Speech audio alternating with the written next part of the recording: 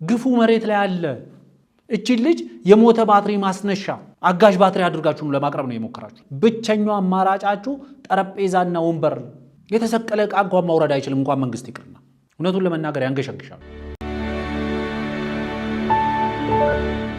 ሰላም ውድ ተመልካቾቻችን፣ ይህ ብሪጅ ሚዲያ ነው። በዛሬው የብሪጅ የሚዲያ ዳሰሳ ቆይታችን በተወሰኑ ሀገራዊ ጉዳዮች ላይ ከእናንተ ጋር ቆይታ አደርጋለሁ። እንደ መረጃ እንግዲህ የአሜሪካው ሴክሬታሪ ኦፍ ስቴት ወይም ደግሞ የአሜሪካው የውጭ ጉዳይ ሚኒስትር ማርኮ ሩቢዮ ከኢትዮጵያ ጠቅላይ ሚኒስትር ዶክተር አብይ አህመድ ጋር የስልክ ቆይታ አድርገዋል። የስልክ ቆይታቸውን በተወሰኑ ነገሮችን እሱንም መረጃ ለተመልካቾች ለማጋራት ያክል እንግዲህ የስቴት ዲፓርትመንት በኮሚኒኬሽን መስሪያ ቤቱ ቃል አቀባዩ በኩል ባወጣው መግለጫ ጠቅላይ ሚኒስትሩና የውጭ ጉዳይ ሚኒስትሩ በሀገራዊና ቀጠናዊ ጉዳዮች ላይ ውይይት ማድረጋቸውን ጠቅሷል።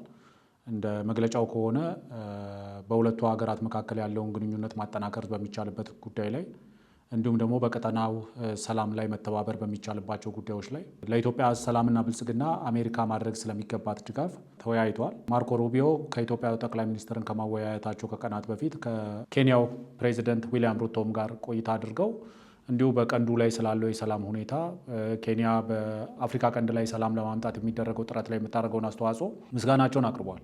ከዛ በመቀጠል እንግዲህ ከተወሰኑ ሰዓታት በፊት ከኢፌዴሪ ጠቅላይ ሚኒስትር ዶክተር አብይ አህመድ ጋር ቆይታ አድርጓል። የስልክ ንግግር አድርጓል።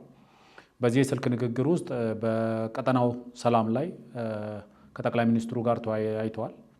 እንግዲህ በቀጠናው ሰላም ሲባል ቀጠናው ኦልሬዲ በከፍተኛ የጦርነት ቀለበት ውስጥ እየገባ ያለ ቀጠና ነው። በሶማሊያ በኩል የአልሸባብ እንቅስቃሴ እየተጠናከረ ያለበት ሁኔታ አለ። በኢትዮጵያና በኤርትራ መካከል እየተፈጠረ ያለው ውጥረት አለ።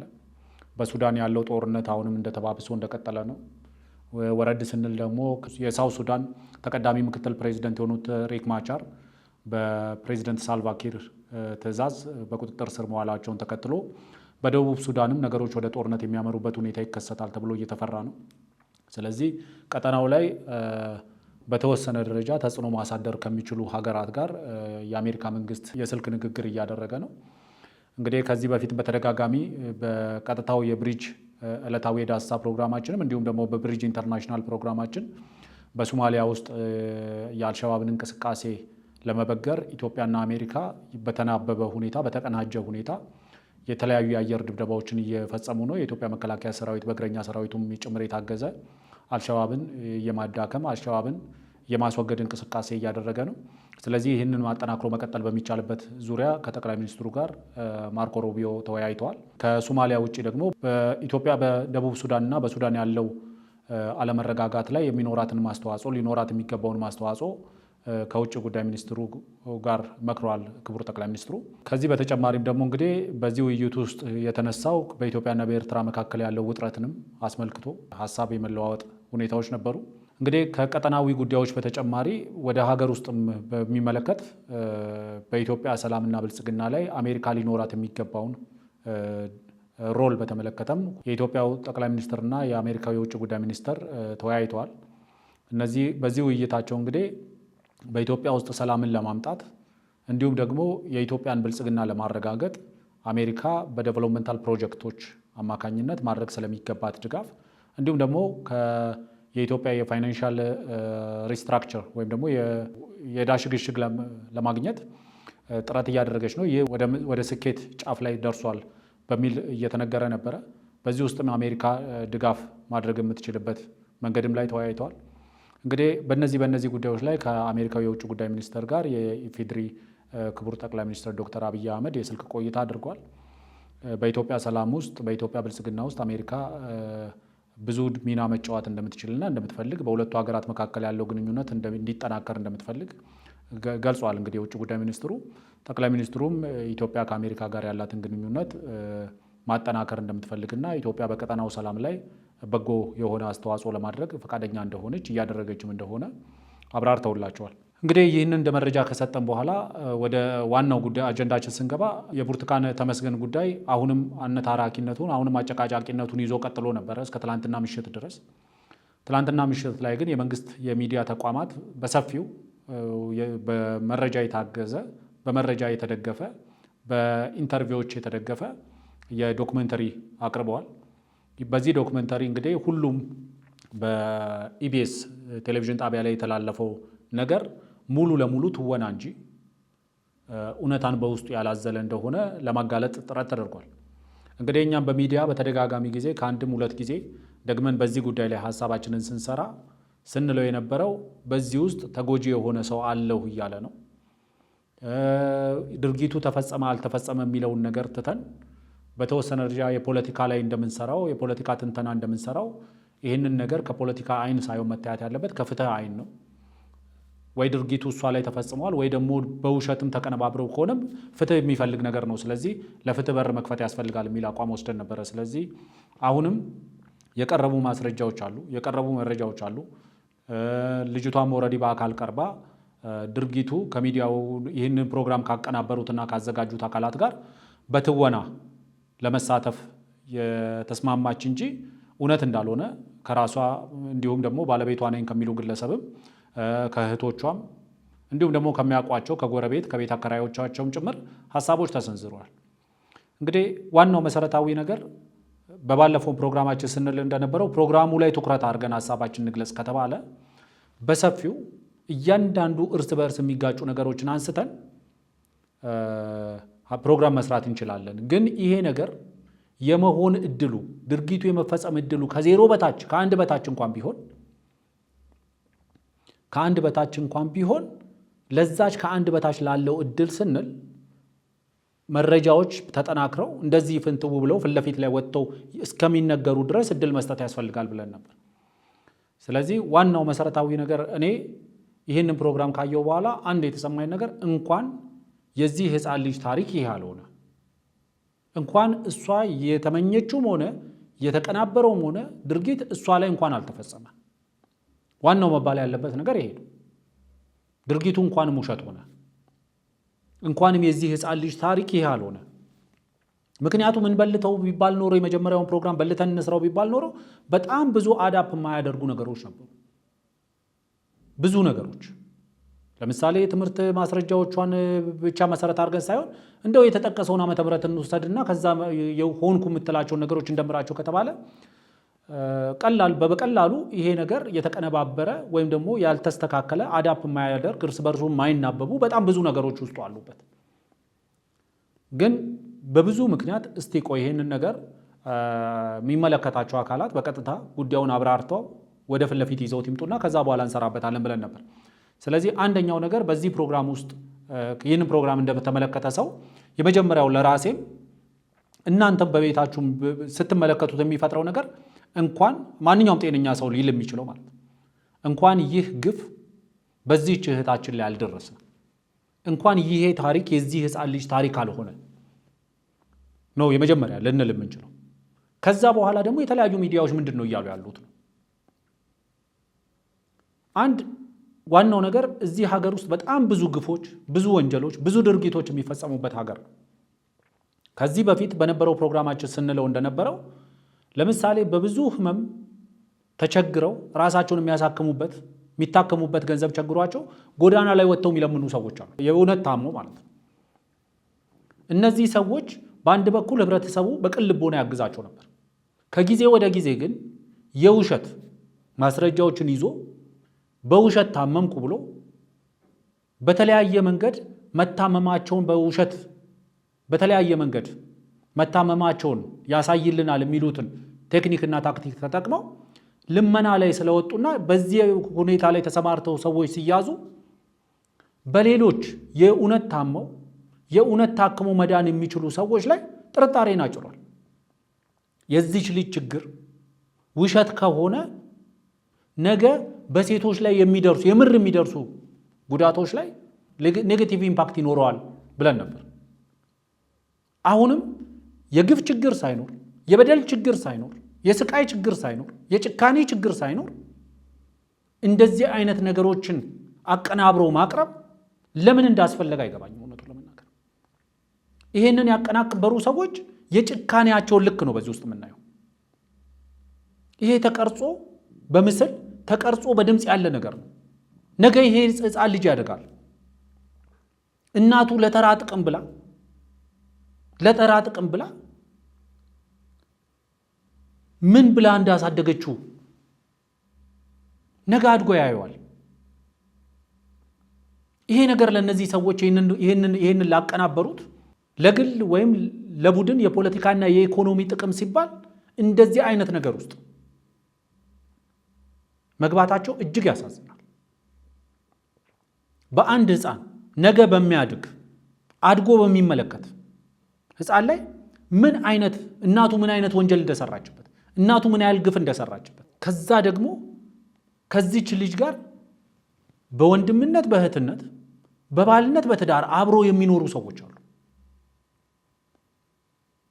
በዚህ ፕሮግራም ላይ እናቴ በህይወት አለች ትላለች። በዛ ፕሮግራም ላይ እናቴ በወሊድ ምክንያት ሞታለች ትላለች። እጅግ ያሳዝናል። ያለንበት የኢኮኖሚ ዝቅጠት ያለንበት የሞራል ዝቅጠት ቱዲስ ሌቭል እንድንወርድ አድርጎናል። እናት በቤተሰብ በእናቷ ላይ ጨክና ሚስት በባሏ ላይ ጨክና እንደዚህ አይነት ታሪኮችን ይዛ አደባባይ ላይ ትወጣለች። ይሄ ምን አይነት የሞራል ዝቅጠት ነው? እሷ የቸግራት የተለያየ ምክንያት ሊኖራት ይችላል። የሷን ችግር ለእንደዚህ አይነት አገልግሎት ለመጠቀም ለእንደዚህ አይነት ፍጆታ ለመጠቀም የደፈሩ ሰዎች ምን አይነት ጭካኔ ቢኖራቸው ምን አይነት የሞራል ዝቅጠት ውስጥ ቢኖሩ እውነቱን ለመናገር ያንገሸግሻሉ፣ ይቀፋሉ። በተለያየ መንገድ ፖለቲካ መስራት ይቻላል። በተለያየ መንገድ የግፍ ችግር የለብንም። ቅድም ብያለሁ፣ የጭካኔ ችግር የለብንም። ዛሬ ወጥተው ካፈርኩ አይመልሰኞች ዛሬ ወጥተው መንግስት እንደዚህ ብሎ የሚያስተባብለው ሀገሩ ላይ እንደዚህ አይነት ግፍ አይፈጸምም እያለ ነው ወይ ይላሉ። እንደዛ አይደለም እየተባለ ያለው። መዋሸት አይጠበቅባችሁም። ከየጓዳችሁ የምታደርጉት ነው። ቪዲዮ አላችሁ፣ በሱ ስሩ። ግፉ መሬት ላይ አለ።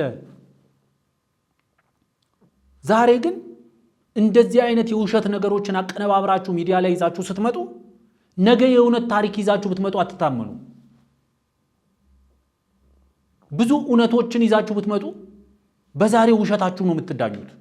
መስፈሪያውን እናንተ ይዛችሁ በመጣችሁት ነገር ነው የምትሰፈሩት። አይ ተሳስተናል ማለት እኮ ይቻላል። ይሆናል ብለን ወፍ አጠመድን ሳይሆን ቀረና ለፈተን ለቀቅን እንደሚባለው አንዳንዴ ይሆናል ብላችሁ አድርጋችሁት ሊሆን ይችላል። በዚህ ውስጥ ካፈርኩ አይመልሰኝ አይሰራም።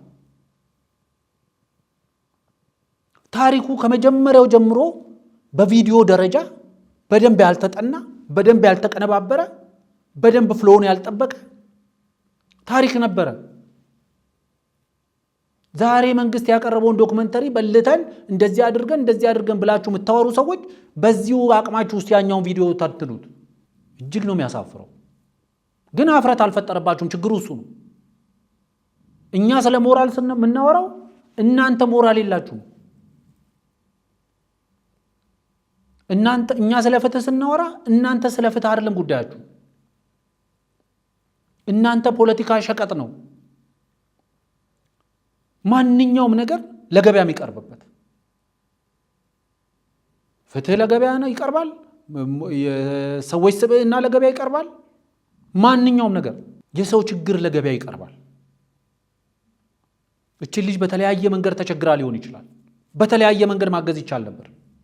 እንደዚህ አይነት የትወና ድርሻ በመስጠት ህይወቷን በማመሰቃቀል የህፃን ልጅ ታሪክ በማበላሸት የምታገኙት ምንም አይነት ጥቅም የለም።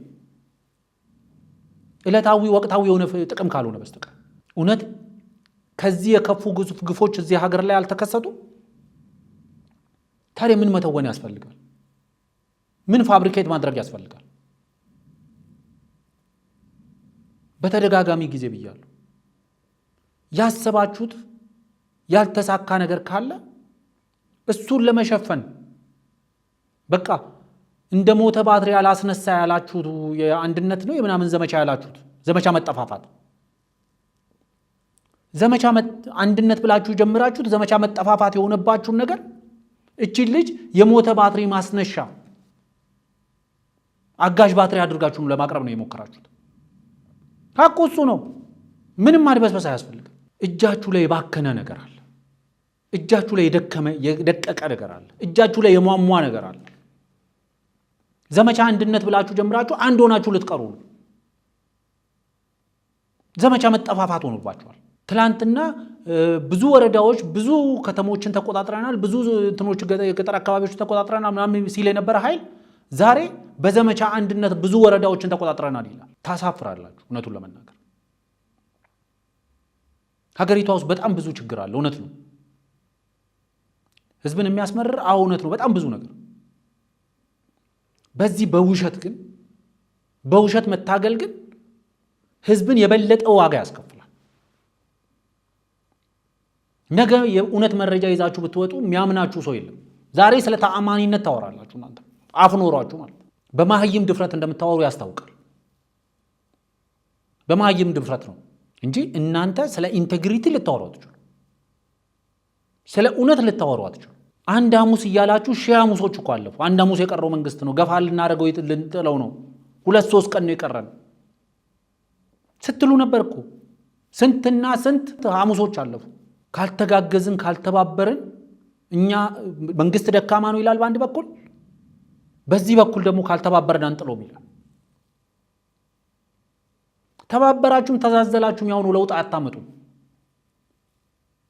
በተደጋጋሚ ጊዜ እንደ ሚዲያ ብለናል። ብቸኛው አማራጫችሁ እውነት ለህዝብ የምታስቡ ከሆነ እውነት የህዝብ ጥያቄ ከሆነ የያዛችሁት ብቸኛው አማራጫችሁ ጠረጴዛና ወንበር ነው።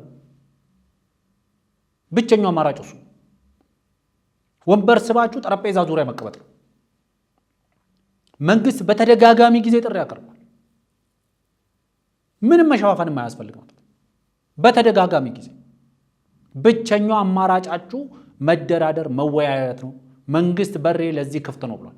የክልሉ መንግስትም የፌደራል መንግስት። የአማራ የሰላም ካውንስል መግለጫ አውጥቷል። አብይ አህመድ በሶስተኛ ወገን በሶስተኛ ሀገር ከፋኖች ጋር መነጋገር ይፈልጋል የሚል መግለጫ ነው የሰጡት። እንግዲህ ይሄ ዝም ብሎ አልመጣም። አንተ ያሸነፍከው እያጠፋኸው የለቃቀምከው ያለ ኃይል ከሆነ ይህን ያህልም ሄደህ በዚህን ያህል ርቀት ሄደህ ፍላጎትን ወይም ደግሞ ጥያቄን አታቀርብም። ይህን መግለጫ የሰጡት የአማራ የሰላም ካውንስል ሰብሳቢ ከመንግስት እንዲህ አይነቱን ነገር ሳይሰሙ በአደባባይ አይናገሩትም። በትክክልም አግኝተዋል። ለማታለልም ይሁን ጊዜ ለመግዛትም ይሁን ለሌላ ጉዳይ ግን አብይ አህመድ በአውሮፓ ይሁን በሌላ አካባቢ ከፋኖ መሪዎች ጋር መነጋገር ፈልጋለሁ ማለቱን ነግረውናል። አሁንም ብቸኛው መንገድ እሱ ነው፣ መፍትሄ እሱ ነው። የውሸት ታሪኮችን በየቦታው እየቃረሙ እያመጡ ህዝብ ላይ አላስፈላጊ ጫና መፍጠር አስፈላጊ አይደለም። መንግስት ላይ አይደለም ጫና የምትፈጥሩት። በዚህ የሚሸበር መንግስት የለም እውነቱን ለመናገር። ምክንያቱም ማሰብ ያለባችሁ እቺ ልጅ ከየትም ከሌላ ፕላኔት አላመጣችኋት። የምትኖርበት ማህበረሰብ እኮ አለ፣ ወልዶ ያሳደገ ቤተሰብ እኮ አለ፣ እህት ወንድም እኮ አለ፣ ጎረቤት የሚባል እኮ አለ፣ የአካባቢ የሚባል በስራ በኑሮ በምናምን የሚጎራበታቸው እኮ ሰው አለ። ይሄን ሁሉ ሰው እውነቱን ያውቃል። ከሆነ ፕላኔት አምጥታችሁ አይደለም እያስተወናችሁ ያላችሁ። ዋናው ነገር አንዳንዴ እውነትን መዋጥ ያስፈልጋል። ይሆናል ብለን የገባንበት ማለት ያስፈልጋል። ከዚህ ውስጥ በመተዛዘልም በመደራረብም የምትወጣው ነገር የለም። አንድ የሙሉ ቀን ዘፈንን አስታወሳችሁ። እኔም ልጅ እሷም ልጅ ተጋቡ ይሉናል፣ የተሰቀለ ዕቃ ማን ያወርድልናል የሚል ዘፈን። ትግሉ እንደዛ ነው የሆነባችሁ። አሁን እንኳ ደምቢዶሎ የተባለ የዛሬ 5 ዓመት በፊት ነው። 5 ዓመት 6 ዓመት ነው። ልጁ ደግሞ ተደፍራ እንደወለደች 1 ዓመት ከ6 ወር ጫካ እንደቆየች ተደፍራ እንደወለደችው ነው። ልጁ ግን ስንት ዓመቱ ነው? 2 ዓመቱ ነው። ስለዚህ የዛሬ 6 ዓመት 5 ዓመት ትደፈር ነው። የዛን ልጁ ስንት ዓመት የሆነው ነበረ? 5 ዓመት እና ከ4 ዓመት በላይ የሆነው ነበረ። ግን ልጁ ስንት ዓመት ነው? ገና 2 ዓመት ነው። እና ተደፍራ ታግታ ደምቢዶሎ የሚለው በጣም ውሸት ነው። አታቆም። ደምቢዶሎ ቤት እንደሆነ ራሱ ዩኒቨርሲቲ ቤት እንደሆነም አታቆም። የተሰቀለ ዕቃ እንኳን ማውረድ አይችልም፣ እንኳን መንግስት ይቅርና። ታቁ መናገር የሚያስፈልገው ለዚህ ነው። እጃችሁ ላይ ነው የፈነዳው። ይሄ ታሪክ እጃችሁ ላይ ነው የፈነዳው። ዘመቻ አንድነት እጃችሁ ላይ ዘመቻ መጠፋፋት እንደሆነ ሁሉ ዘመቻ አንድነትን እንደው በአጋዥ ባትሪ እናስነሳ ብላችሁ የወሰዳችሁት ባትሪ እጃችሁ ላይ ነው የፈነዳው። በቃ አሁን ከዚህ በላይ ተመንጭቆ የሚነሳ ነገር የለውም። ይሄን እውነት መቀበል ነው። ሌላ ውሸት መደረብ አያስፈልግም። ውሸት መደረት አያስፈልግም። ይሄንን እውነት መቀበል ያስፈልጋል። መራሩ እውነት ይሄ ነው። መሸፍነፍን በተደጋጋሚ ጊዜ ብለናል። መሸነፍን በጊዜ ማወቅ ማሸነፍ ነው። የማሸነፊያ ጅማሮ እሱ ነው። መሸነፍን በጊዜ ማወቅ፣ መሸነፍን በጊዜ መረዳት። ራሳችሁ ናችሁ ያመጣችሁት ይህን ጨዋታ። ወዴት እንደምትጥሉት የማታውቁትን ፈንጂ የነቀላችሁት ራሳችሁ ናችሁ። እጃችሁ ላይ ነው ደግሞ የፈነደው። ምን አይነት እኩይነት እንደሆነ ነው የማይገባኝ እውነቱን ለመናገር። ደግሞ ካፈርኩ አይመልሰኝነታቸው እኮ እዚህ ቪዲዮ ላይ እንደምታዩት ለምሳሌ እነ መዓዛን እዚህ ውስጥ ማካተት ለምን አስፈለገ? እነ መዓዛ እኮ ለማገዝ እኮ ሲጥሩ ነው የሰማነው በዶክመንተሪው ላይ። እዚህ እነ መዓዛ መሐመድና ተስፋዬ ወልደስላሴን ያስገቡበት መንገድ ራሱ በጣም አስገራሚ ነው። ነገሩ ከሆነ በኋላ ልጅቷ ላይ አደጋ እንዳይደርስ ያደረጉትን ጥረት እንጂ ያየንበት እነሱ እንደሚሉት አይነት ሴራ ውስጥ ወይም ድራማ ውስጥ ወይም ይሄን እንደሚሉት አይነት ሲመሩና ሲያስፈጽሙ አላየናቸውም። ለዛም የሚሆን ማስረጃ ማቅረብ አልቻሉም። ያ ከሆነ በኋላ ልጅቷን አነጋግሯል። የሚያነጋግሯት ችግር የለም፣ ችግር ላይ ነው ያለችው። እኔም ስልኳን አግኝቼ ሞክሬ ነበር እኮ እምቢ አለኝ በኋላ ላይ፣ ምክንያቱም በፖሊሶች ቁጥጥር ስር ስላለች ላገኛት አልቻልኩም። ልጅቷን እያስፈራሩ ማገዝ አለ እንዴ? መንግስት ቢለቅሽ አማራ አይለቅሽም፣ አማራ ቢለቅሽ መንግስት አይለቅሽም እኮ ነው እያሏት ነበር። ይሄ በቃ የሁላችንም ውርደት ነው፣ ይሄ ሁላችንም ቅሌታችንን ተከናንበብንበታል እኮ ነው እያሉ የነበረው። ይሄ ማገዝ ነው። ትንሽ ፋኖ ወደሚቆጣጠረው ቀጠና እንውሰድሽና የሆነ ዶርም ውስጥ እናስቀምጥሽ፣ ከዛ የት እንደገባች አይታወቅም እንበል። ፕላን ቢ ማለት ነው።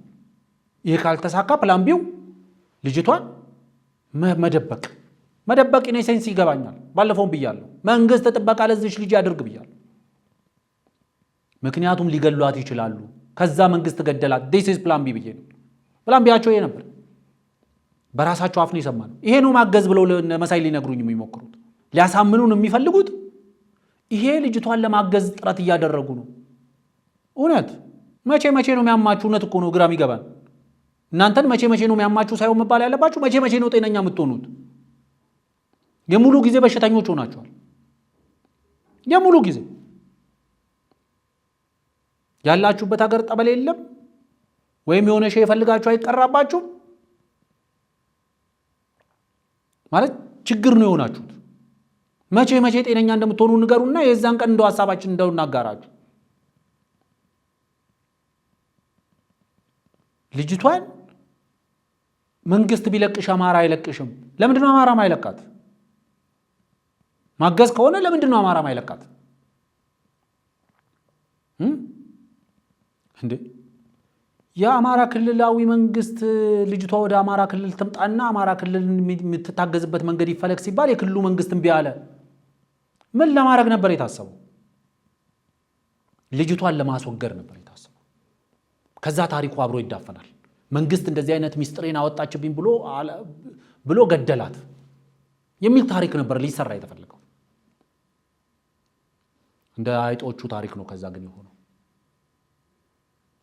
የአይጦቹና የድመቶቹ ታሪክ። እንዴት ሰርግ አልጠራችሁንም ምናምን ያሉት ድመቶች አይጦችን፣ ከዛ አይጦቹ ሁለት ጉድጓድ ቆፈሩና ድመቶቹን ሰርግ ጠሩ። ከዛ በኋላ የሆነው ነገር ነው። እኛም አውቀናል፣ ጉድጓድ ምሰናል እንዳሉት ማለት ነው። እያንዳንዱ ነገር ስታደርጉ 3-4 እርምጃ ተቀድሞ እንደምትቀደሙ ማወቅ ያስፈልጋል። ለሌላ ጊዜ ትምህርት ይሆናችሁ። አንድ ወዳጄ ከፌስቡክ ያገኘሁት ነው ብሎ ያጋራኝ አንድ ቀልድ አለ። ሰውየው ሚስቱን ይጠረጥርና የመንደር ጠንቋይ ጋር ይሄዳል አለ እና የመንደር ጠንቋይ ጋር ይሄድና እንደው እውነቱን እንዲነግረው ይጠይቀዋል። የመንደሩ ጠንቋይም ደግሞ በሚቀጥለው ሳምንት የሆነች አፈር ከቤት አጠገብ ካለ መሬት ላይ አፈር ቆንጥራ ይዘልኝና ከዛ እሱን አይቼ እነግርሃለሁ ይለዋል አሉ። ከዛ ሰውየውም እንደተባለው ከሳምንት በኋላ አፈሩን ይዞ ጠንቋዩ ቤት ሄደ።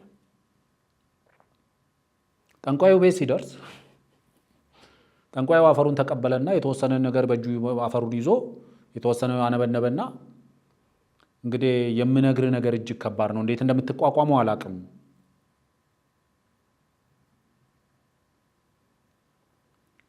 ሁለቱ ልጆቼ አንተ አይደሉም፣ አንዷ ሴት ልጅ ደግሞ ችግር ውስጥ ነች።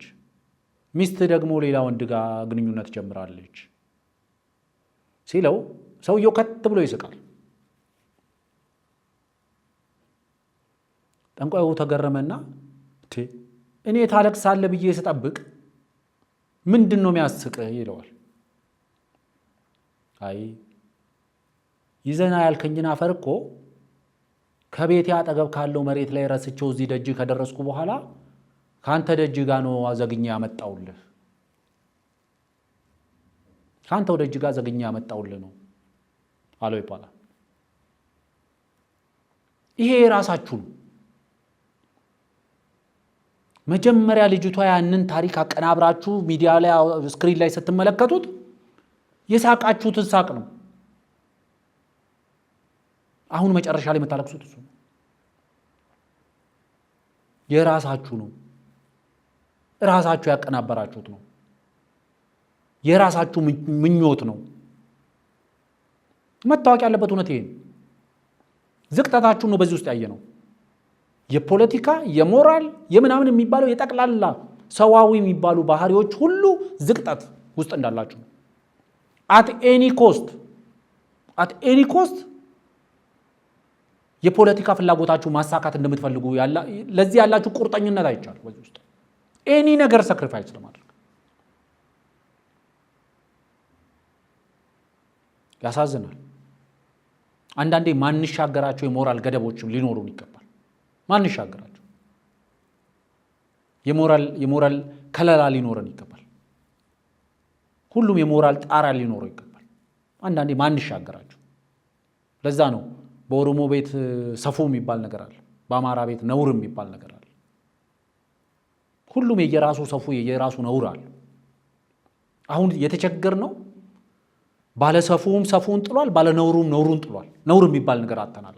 ዛሬ ለአማራ ህዝብ አማራን መጨፍጨፍ፣ ለአማራ ህዝብ ጥቅም ሲባል አማራን መጨፍጨፍ፣ ለኦሮሞ ህዝብ ጥቅም ሲባል ኦሮሞን መጨፍጨፍ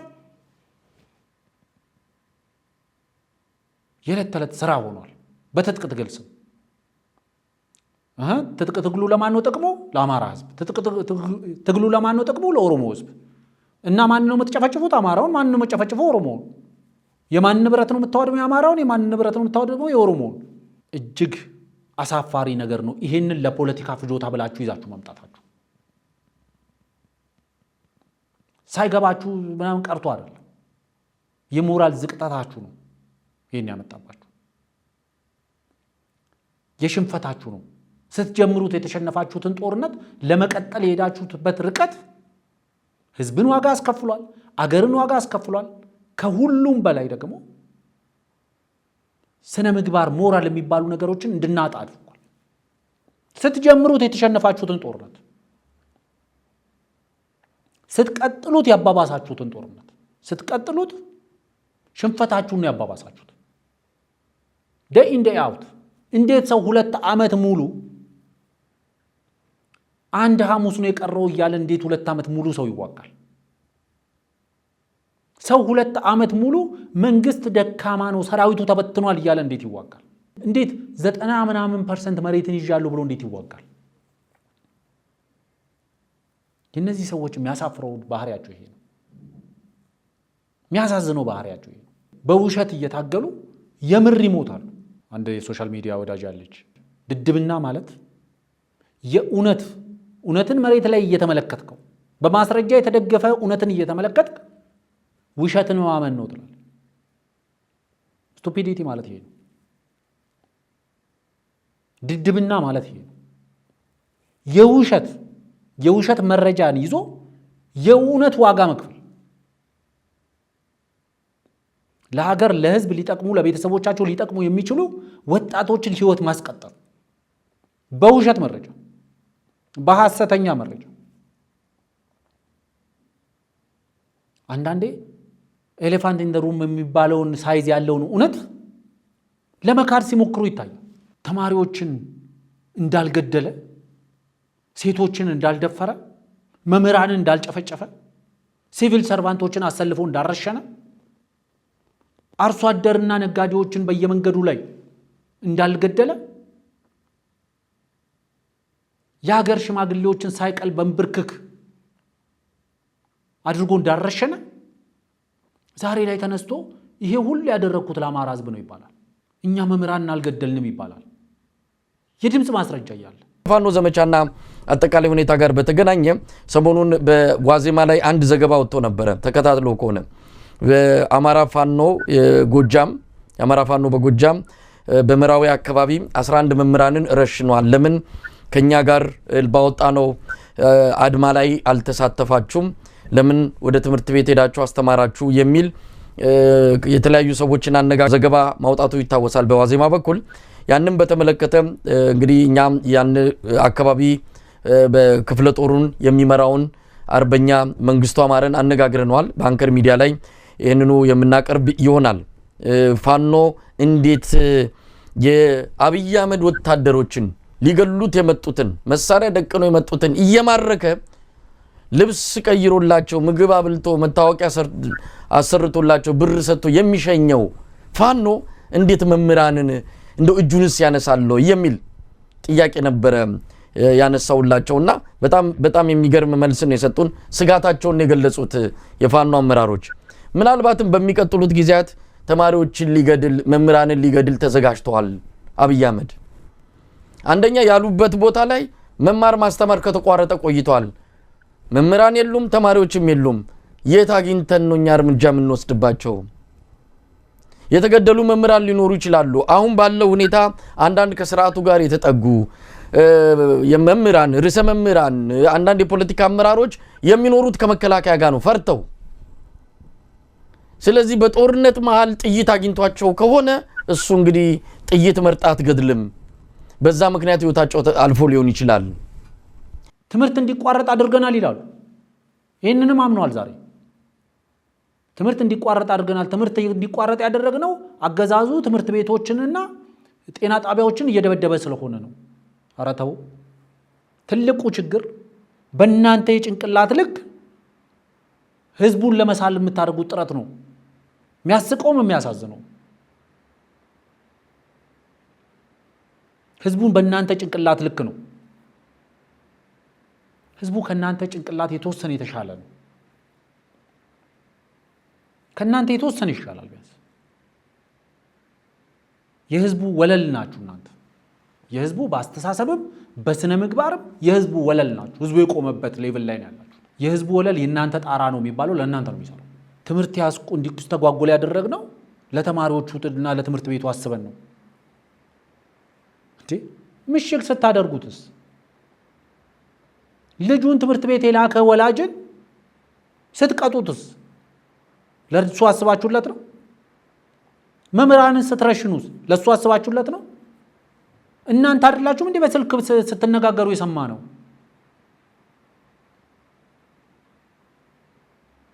የሰማናችሁ እኮ መግደል አቁሙ፣ የተለያየ ጫና እየመጣብን ነው፣ በገንዘብ ቅጧቸው፣ ጥሩ ገንዘብ አድርጋችሁ ቅጧቸው መምህራንን።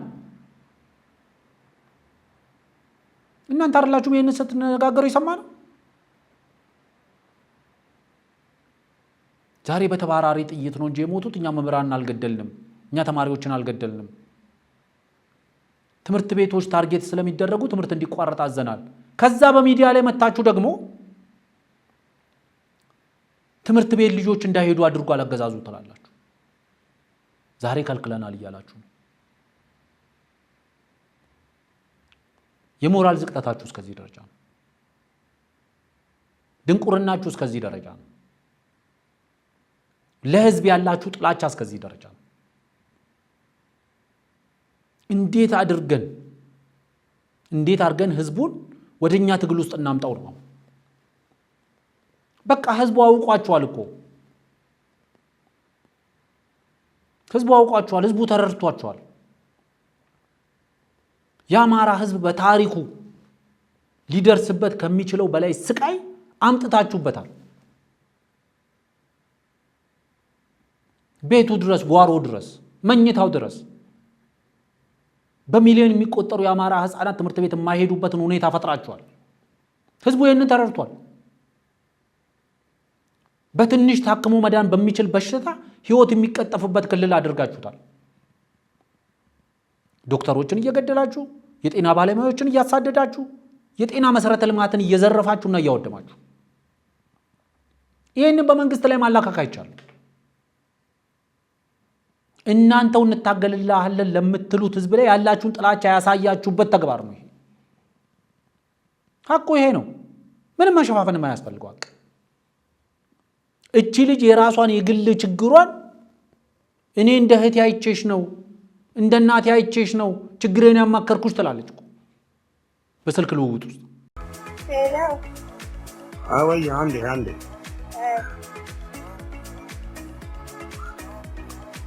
ብሩክ አቤት። ይኸውልሽ እንግዲህ ከአንድ ሰዓት በላይ ቀጥቅጬ ኦልሞስት 2 ሰዓት ሆኖ ስልክ አሁን ነቃች ከእንቅልፏ። እንዴት ነሽ? ሰላም ነው?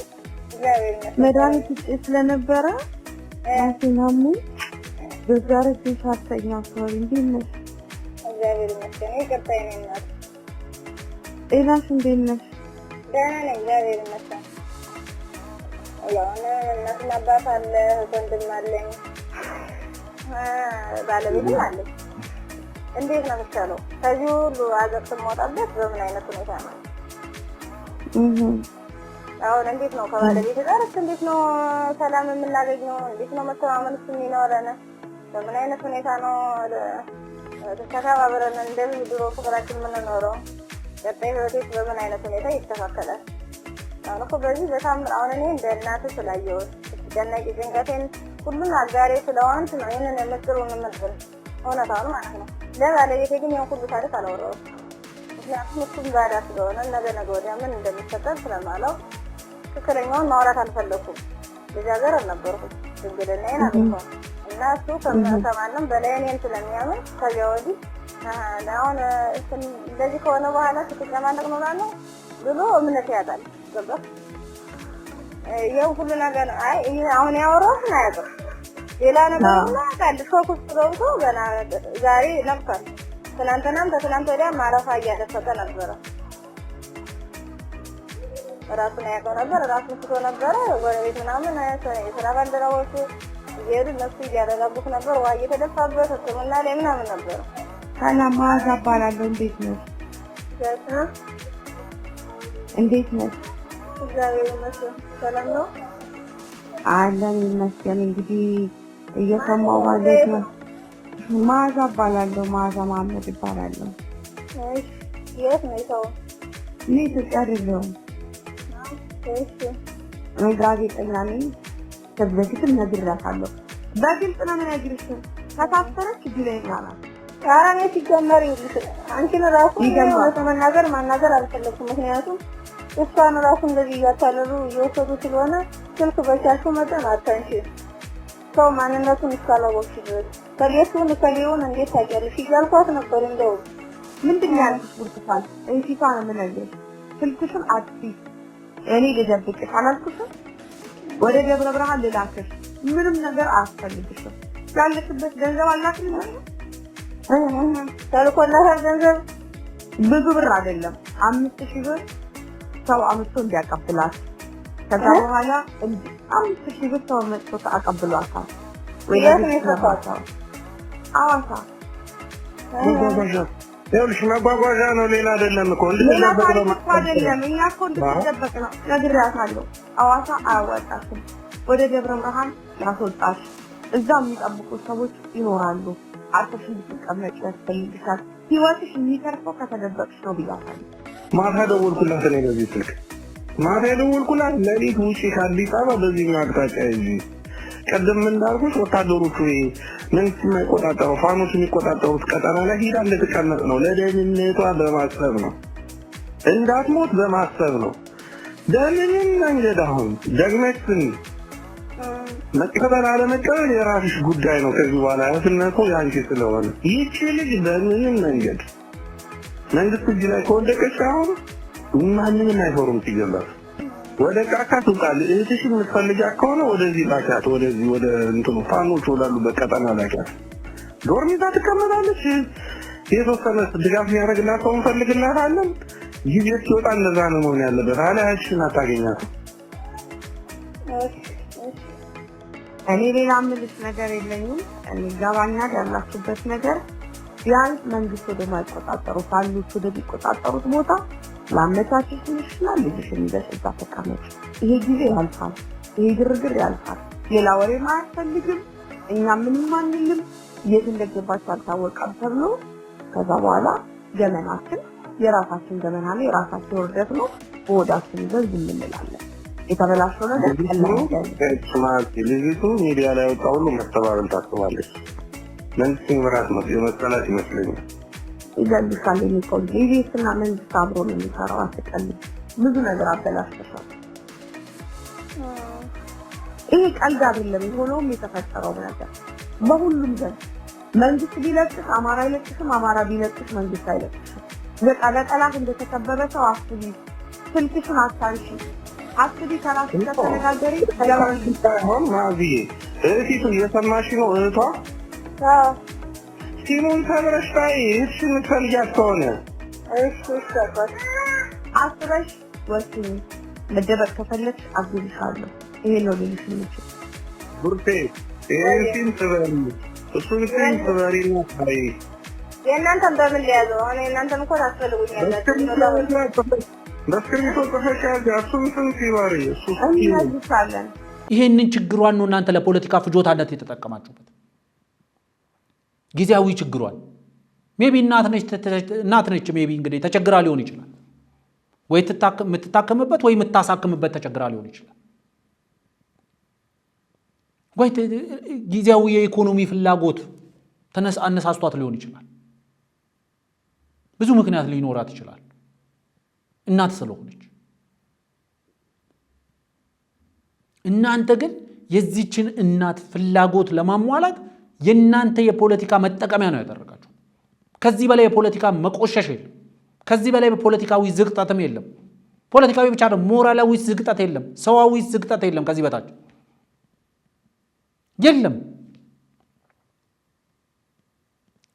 የዝግጠት ወለል ላይ ተንጋላችሁ ተኝታችኋል።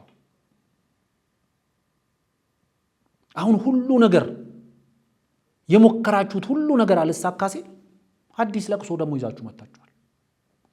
መንግስት በተደጋጋሚ ጊዜ ብቸኛው አማራጫችሁ ድርድር ነው፣ ብቸኛው አማራጫችሁ ውይይት ነው፣ ተወያይተን ተነጋግረን ነው ችግሩን ልንፈታው የሚገባው ሲላችሁ እንዳልነበረ ዛሬ አዲስ ነገር የተፈጠረ ይመስል የአማራ ክልል የሰላም ካውንስል የሚባለው መንግስት በየትኛውም ቦታ በሶስተኛ ወገንም ቢሆን ለመደራደር ዝግጁ ነኝ ብሏል።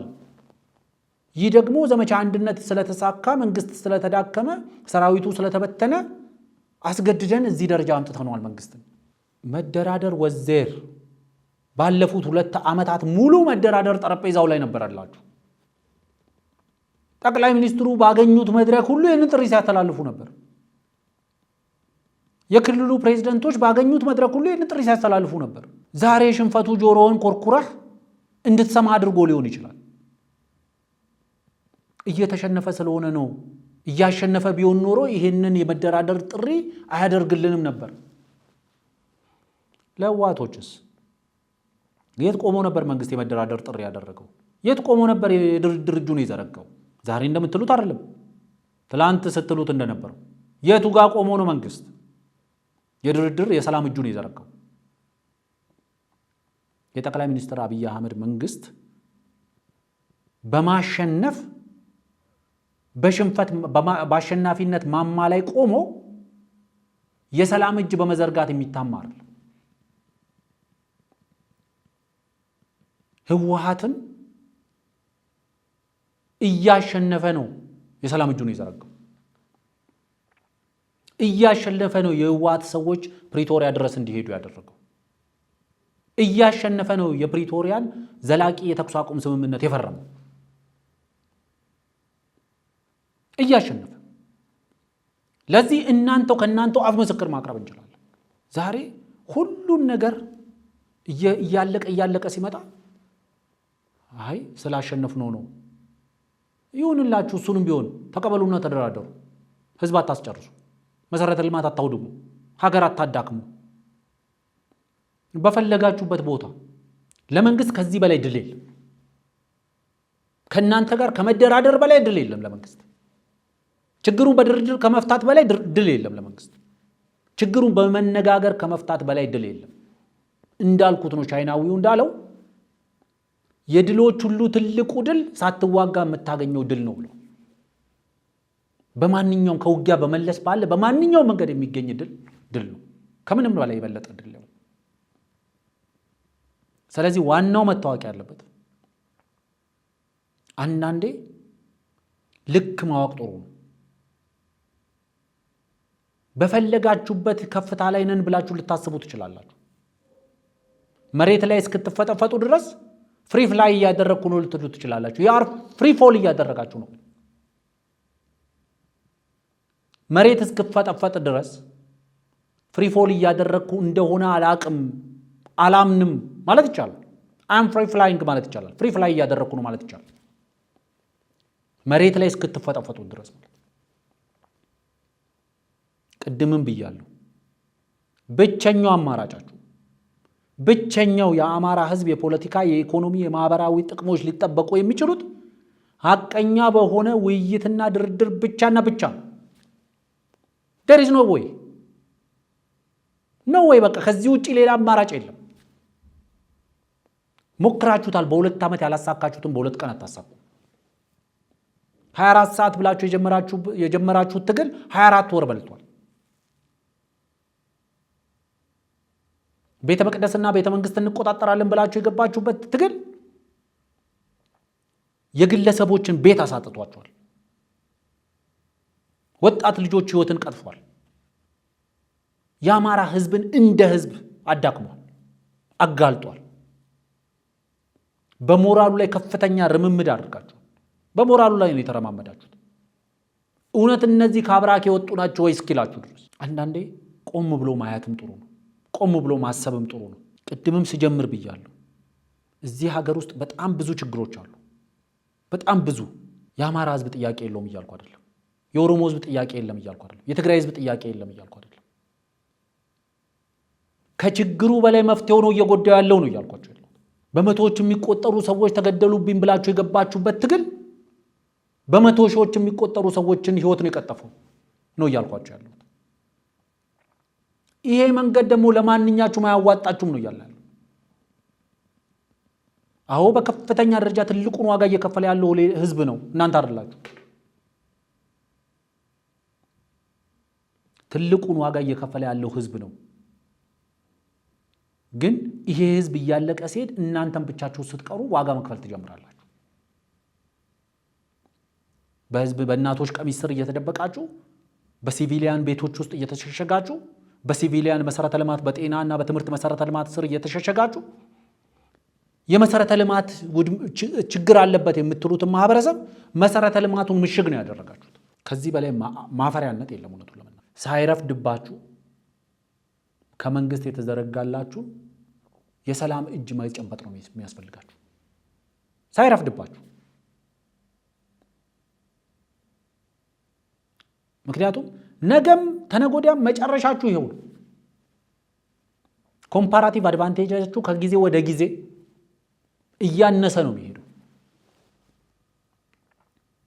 እያነሰ የመደራደር አቅማችሁ እየመነመነ ነው የሚሄደው። መደራደራችሁ አይቀርም። ጀስት ፎር ዘ ሪከርድ ነው ይሄንን የምለው። መደራደራችሁ አይቀርም። አንድ ስትቀሩ ቢሆን መደራደራችሁ አይቀርም። ትላንት እንዳልኩት ነው። ለመደራደር ትክክለኛው ጊዜ ትላንት ነበር። ከትላንት የተሻለ ትክክለኛው ጊዜ ደግሞ ዛሬ ነው። ይህን ሀቅ ማወቅ አለባችሁ። ይህን እውነት መቀበል አለባችሁ። ይሄ እውነት ነው። አት ዘ ኤንድ ኦፍ ዘ ዴይ የዛሬ ከአንድ ቀን በኋላም ይሁን ከአንድ ዓመት በኋላም ይሁን ከ10 ዓመት በኋላም ይሁን ብቸኛው አማራጫችሁ መደራደር፣ መወያየት ብቻ። ከመሳሪያ ላንቃ ለአማራ ህዝብ የምታመጡት አንዳቸው ነገር የለም። አንዳቸው የምታመጡለት ውድመት ነው፣ የምታመጡለት ጥፋት ነው። የዕለት ተዕለት ኑሮ አድርጋችሁታል። ይሄ በየፊልሙ በየትወና በየቴሌቪዥን ጣቢያው እየሄዳችሁት ይዛችሁት የምትመጡትን ዝባዝንቄ የህዝብ የዕለት ተዕለት ኑሮ አድርጋችሁታል።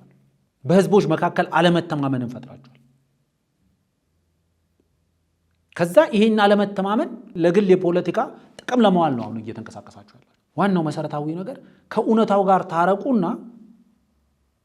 ሳይረፍድባችሁ አሁን አያይኔ እያላችሁ ያላችሁበትን አሁን ሰማ ጆሮዬ እያላችሁ ያላችሁበትን መንግስት የሰላም እጁን ዘርግቷል ካላችሁ እንግዲህ ቶሎ እጁን ለቀማ አድርጉ። በመቶዎች የምትቆጠሩ በሺዎች የምትቆጠሩ ከነበራችሁ በመቶዎች እየወረዳችሁ በአስሮች እየወረዳችሁ በጣት የምትቆጠሩ ሌቭል ላይ ከመድረሳችሁ በፊት የሰላም አማራጩን ተቀበሉ። የቅጥፈታቸውን ልክ ማየት ከፈለጋችሁ ይህንን ጦርነት ለማጋጋል የሚሄዱ ሰዎች 2-3 ቀን ጊዜ ውስጥ ይህን ዘመቻ እናጠናቀቃለን፣ ድል በድል ሆነናል ሲሉን ነበር። 2-3 ቀናቸው አያልቅም የነሱ። በመቶዎች ሳይሆን በሺዎች የሚቆጠሩ 2-3 ቀኖች አለፉ። 24 ሰዓት የተባለ ትግል 24 ወራትን ክልልን እንደ ዳመራ እየዞሩ ሲያነዱ ህዝብን ለህዝቡ የስቃይ ኑሮን የገሃነም ኑሮን ሲያቀዳጁት ነው የተመለከትነው። ነፃነት አላቀዳጁትም፣ ሰላም አላቀዳጁትም። ይዘነዋል በሚሉት መንደር ውስጥ ህዝብ በሰላም ወጥቶ የሚገባበት ኢንቫይሮመንት አልፈጠሩለት። ስለዚህ እንደ ሚዲያ በተደጋጋሚ እንደምንለው በየትኛውም አካባቢ የሚደረጉ የትጥቅ ትግሎች ብቸኛ መቋጫቸው ሊሆን የሚገባው ሰላማዊ የሆነ ሐቀኛ የሆነ ድርድርና ድርድር ብቻ ነው። ቦልድ ኤንድ አንደርላይን አድርጋችሁ መያዝ ያለባችሁ ማለት ነው። ብቸኛ አማራጭ ነው። ለየትኛውም ታጣቂ ቡድን ይሰራል። ብቸኛው አማራጭ ውይይትና ድርድር ብቻ። ጠረጴዛ መክበብ፣ ወንበር መሳብ ብቸኛ አማራጭ። እጅ ስጡ ማለት አይደለም። ይሄ በተደጋጋሚ ጊዜ መንግስት እጅ ስጡ ነው እያለን ያለው እንጂ እንደራደር አይደለም አላለም። በሰላም ግቡ፣ በውይይት ችግራችን እንፍታ ነው የተባለው። የሰላም ካውንስሉም መንግስት እንደዚህ ብሏል ብሏችሁ ከሆነ ይሄንንም ቢሆን ተቀበሉና ቀጥሉ። የምታተርፉት እናንተ ናችሁ፣ የምትተርፉትም እናንተ ናችሁ። የማይሞት ሰው፣ የማይቆስል ሰው፣ ሀብት ንብረቱ የማይወድምበት ሰው በሚያራግበው ጦርነት ነው እዚህ እናንተ እያለቃችሁ ያላችሁት። አትደራደሩ የሚሉ ሰዎች ዛሬ እነ መሳይ መኮንን በምንም ተአምር ከዚህ ስርዓት ጋር መደራደር አያስፈልግም ብሎ ድርድርን ለመከላከል ሲሞክሩ ተሰማቸዋል። ባለመደራደር ውስጥ የጦርነቱን ዋጋ ግን አይከፍሉም። ጦርነቱን በሚደግፉት ልክ መጥተው ጦርነት ውስጥ አይማገዱ። እንደ ህዝብ የአማራ ህዝብ እንደ ወጣት ፋኖ ነኝ አርበኛ ነኝ እያለ በየበረሃውና በየጫካ ውስጥ የሚሽለኮለኮ ነው ዋጋ የሚከፍሉ። እነሱ አይከፍሉም። እነሱ ይሄ ጦርነት እስከቀጠለ ድረስ ጦርነት እየዘገቡ በልተው ማደር ሀብት ማካበት ይችሉበታል። እያሸነፋችሁ ስለሆነ አይደለም ይሄ የሰላም ጥሪ የተደረገላችሁ። እያሸነፍን ስለሆነም ነው ካላችሁ ጥሩ ነው። የፈለጋችሁትንም ብላችሁ ቢሆን ብቸኛው አማራጫችሁ ሰላም፣ የሰላም አማራጭ ነው፣ የድርድር አማራጭ ነው፣ የውይይት አማራጭ ነው። ገበሬው እንዲያርስ ማዳበሪያና ምርጥ ዘር የሚያገኝበትን መንገድ መክፈት አለባችሁ። ገበሬው ነጋዴው ወጥቶ የሚነግድበትን መንገድ መክፈት አለባችሁ። ህፃናት ልጆች ትምህርት ቤት የሚሄዱበትን፣ ሲቪሊያን የሚታከሙበትን መንገድ መክፈት አለባችሁ። ይሄን መክፈት ከፍታለሁ አልከፍትም ማለት ይሄን መንገዶችን መዝጋት ድል ከመሰላችሁ ስህተት። የብርቱካን ጉዳይ እንዳመጣችሁት ይዟችሁ ጠፍቷል። እንደ አይስ እና እንደ አልቃይዳ እንደ አልሸባብ አጥፍቶ ጠፊዎች ራሳችሁን ነው ይዛችሁ የጠፋው። ቅድም እንዳልኩት እንኳን ልጅቷ ያለችው ግፍ አልደረሰባት፣ እንኳን የህፃኑ ልጅ ታሪክ ይሄ አልሆነ፣ ሌላው እዳው ገብሶ በየመንግስት ቢሮክራሲ ውስጥ ተሰክስጎ በቢሮክራሲው ግንባር ለእንደዚህ አይነት እኩይ ዓላማ ላላቸው ሰዎች የሚሰራ ሰው መኖሩ መታወቁ አንድ ነገር ይጠረጋል፣ ይጸዳል፣ የጊዜ ጉዳይ ነው። እንደዚህ አይነት ነገሮች አንደኛው የሚጠቅሙት ነገር ቢሮክራሲውን ለማጽዳት ይጠቅማል።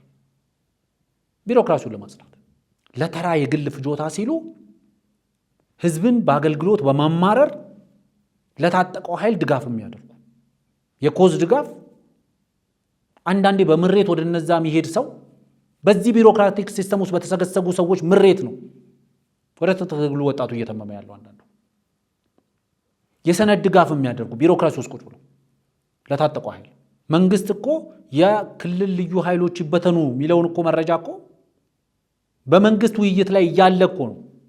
የአማራ የሆነ ቢሮ ኃላፊ ትጥቃችሁን ፈታችሁ እንድታስረክቡ የሚል ደብዳቤ ሚዲያ ላይ ለቀቀው። እንደዚህ አይነት ሰዎች በመንግስት ቢሮክራሲ ውስጥ ተሰግስገዋል። የመረጃ የማስረጃ ድጋፍ የሚያደርጉ አንዳንድ ከመንግስታዊ ሰነዶችን እንደዚህ አይነት መታወቂያዎችን ሲያስፈልጉ መታወቂያዎችን እየሰሩ የሚሰጡ፣ ደብዳቤ ድጋፍ ደብዳቤ ሲያስፈልግ ደብዳቤ የሚሰጡ፣ የይለፍ ወረቀት ሲያስፈልግ የይለፍ ወረቀት የሚሰጡ፣ ክሊራንስ ሲያስፈልግ ክሊራንስ የሚሰጡ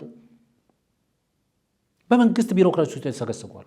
እንደዚህ አይነት ነገሮች ይህንን ቢሮክራሲ ለማጽዳት ይጠቅማሉ።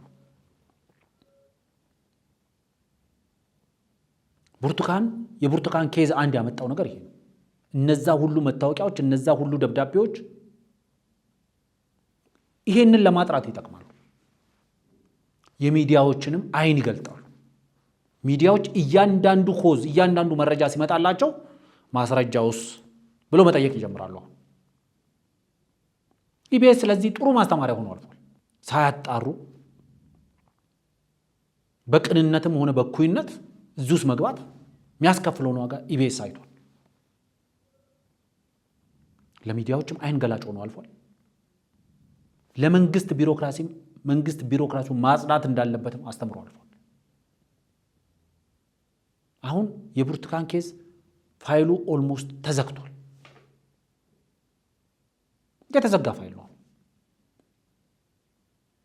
ቶሎ ይዘጋልን ርብርብ ይዛችኋል። አይ ገና ነው። ከእናንተ ጋር የሚያልቅ ነገር አለ፣ ማለቅ ያለበት ጉዳይ አለ። የብርቱካን ኬዝ ግን የብርቱካን ፐርሰናሊ የእሷ ኬዝ ተዘግቷል፣ አልቋል። አሁን እናንተ ዳሜጅ ኮንትሮል ለማድረግ በሩን ለመዝጋት እየጣደፋችሁ ነው ያላችሁት። የብርቱካን ኬዝ እንጂ እናንተ ኬዝ አልተዘጋም። በየቀኑ ይዛችሁ የምትመጧቸውን ቅራቅንቦቻችሁን ማራገፍ ያስፈልጋል። የውሸት ድርቷችሁን አንድ በአንድ ከላያችሁ ላይ መላጥ ያስፈልጋል። አንድ በአንድ መላጥ ያስፈልጋል። ራቁታችሁን ማስቀረት ያስፈልጋል። ብቸኛው አማራጭ ይሄ። ሌላ የተዋችሁልን አማራጭ የለም። ሰው እንዴት በየቀኑ ውሸት ሲደርትና ሲደራርት ይውላል? ስለዚህ ብቸኛው አማራጭ አሁንም በጦርነት የሚገኝ አማራጭ የለም። ብቸኛው አማራጭ በሰላም በውይይት በድርድር የህዝብ ጥያቄን የህዝብ ክብርን የኢኮኖሚም ሆነ የፖለቲካ ችግሮችን መፍታት ይቻላል ብለን እናስባለን። የዛሬው ፕሮግራማችን ይህንን ይመስላል። መልካም ምሽት።